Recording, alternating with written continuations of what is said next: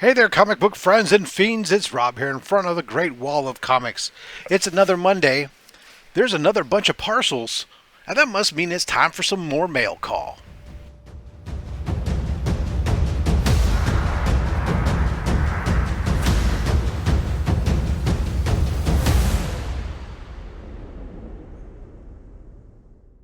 So it's Monday. We've got boxes, and you know what we do? We open them and we see what we got in here for you. Let's start off with the raws, as we like to do. First, we got a stack of books from New Cadia. I have not bought from New Cadia in a while, not for any other reason other than just that they've really kind of been picked over for the stuff that I've been looking for as late. They've run a lot of sales, really. They do deep discounts and stuff. And I just think that what's happened is a lot of people become aware of them, and the books have just become really picked over. At least the books that I need. So the other day they did a sale, and it was like, I don't know, it was like 40. There's a coupon. It was like 40% off or something. Like all their books. You know, it didn't matter whether or not it was like a one-day flash sale. I think it was like 40% off their books, and it didn't matter whether or not it was normally a coupon-eligible book. Because the way they do stuff is books come in, they have these books. When they come in, they give the books a rating based on their own scale. They put the books up there with what grade essentially the book is, and the book will be priced based on usually a fair overstreet price guide or something around there, and that price will sit there for a certain number of days. And once a book has been there for at least, I think it's like 3 or 6 months, one or the other, then the book becomes eligible for their coupons. And they run these really aggressive coupons all the time. And then also the longer the book's there, then after that, the price slowly will start to come down. So this sale didn't matter how long the books had been there or not. They were up there. So I went through and I found some books for my Batman run that I've been working on. I've been working on Batman all the way down to essentially issue 200. I have all from 400 and above. I have most of the 300s, but I still have a couple holes, and then I have some holes in my 200s. So anyway, so these are all hole fillers. This is Batman 387. And these books were all rated by them as very fine. See, this one's very fine. This one here's fine. This is Batman 360.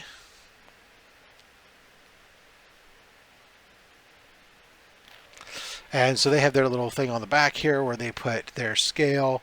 And essentially what they're doing is they're telling you in different categories.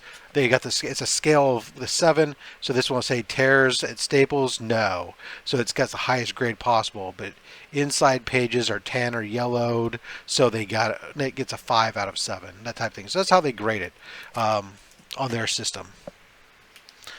Which is kind of nice because you can't see pictures for every book they have. It's Batman 320.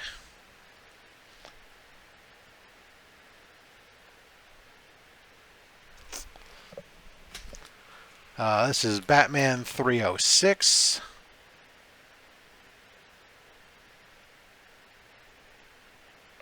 The Black Spider.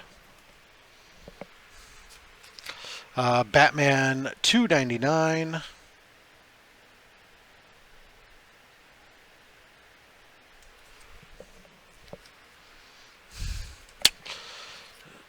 $297.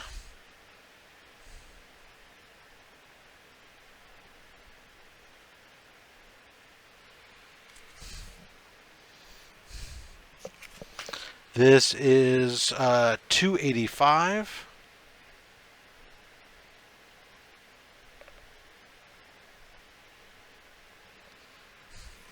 And then the last one picked up was issue 253 featuring The Shadow.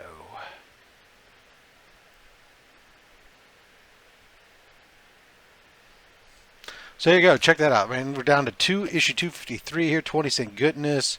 That's awesome.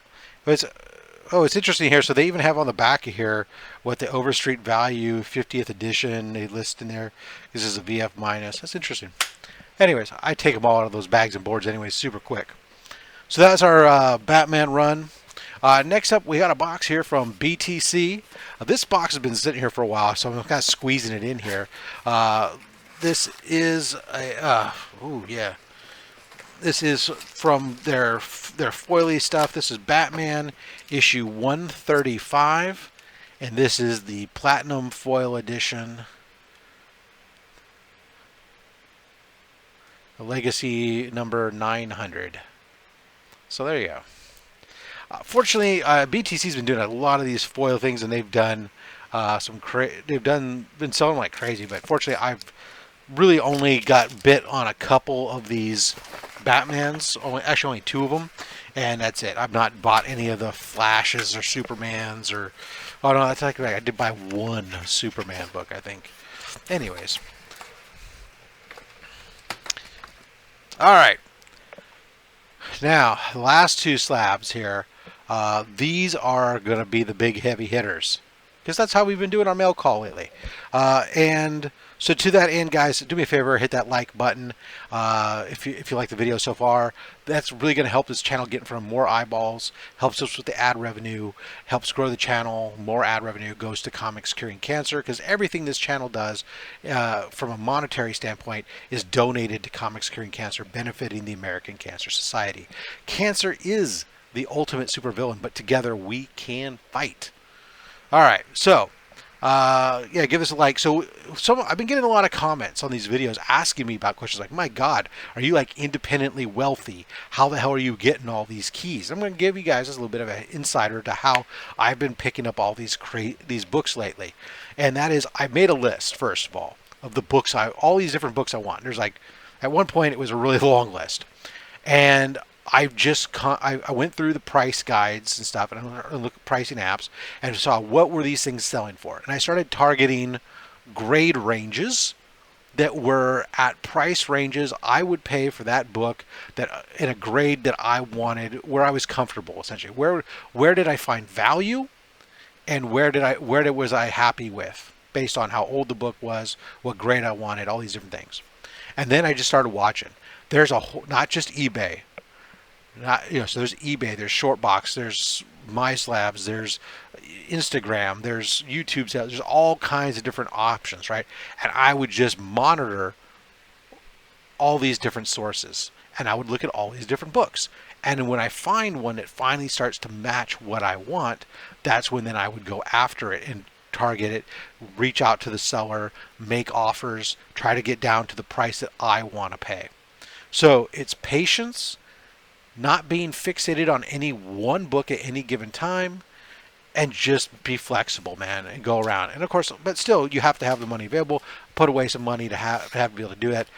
Sell some books every once in a while in order to fund your hobby.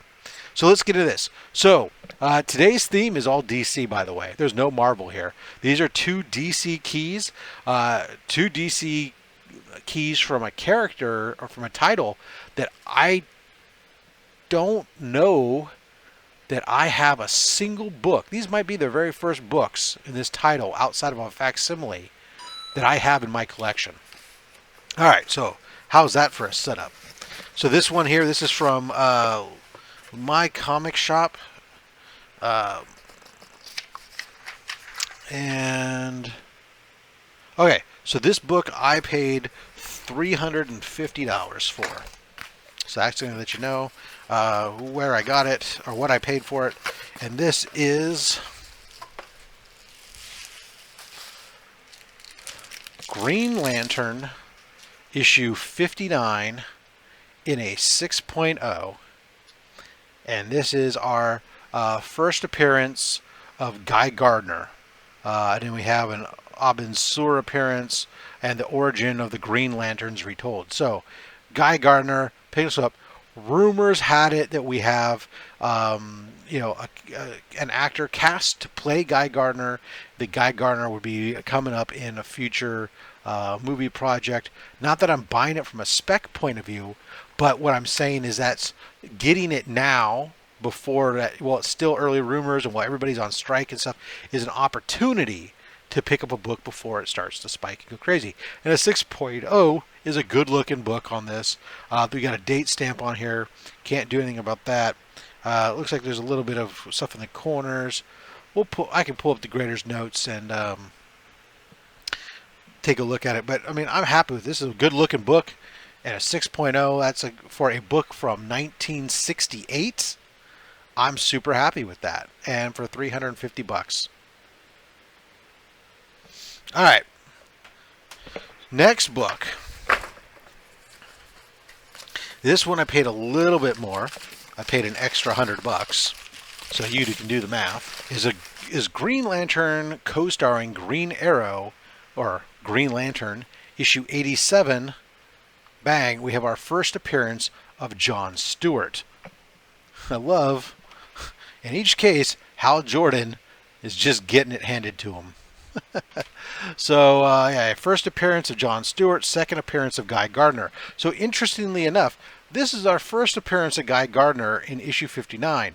Then we don't see him again until issue 87 when John Stewart shows up. So, we got our first and second appearance of Guy Gardner, first appearance of John Stewart, and first Elliot Maggin story. So, there we go. This book looks like it could be pressed and improved. There's some waviness on this book. There's some spotting on this white cover.